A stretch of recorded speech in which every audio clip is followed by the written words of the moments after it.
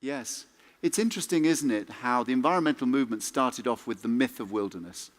And it was a myth because people have always transformed and been present within creation. And in fact, Psalm 104 is a commentary on Genesis. And in Psalm 104, people are fishing the seas and working the land and part of that. And in fact, the culminating environmental punchline of the Bible is the heavenly city, where nature is flourishing and where people are flourishing in community. So Christians understand not that creation is found where there are no people, but creation is everywhere.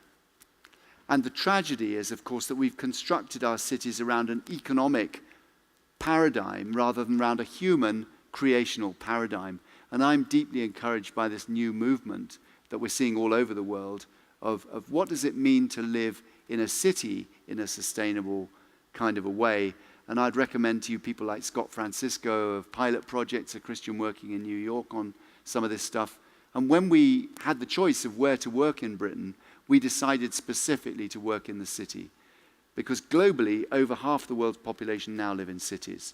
Incidentally, a lot of the reason they're there is because you can't live sustainably through farming. So we do have to see a farming revolution as well, so that people aren't driven off the land and end up in these desperately poor places in the world's cities.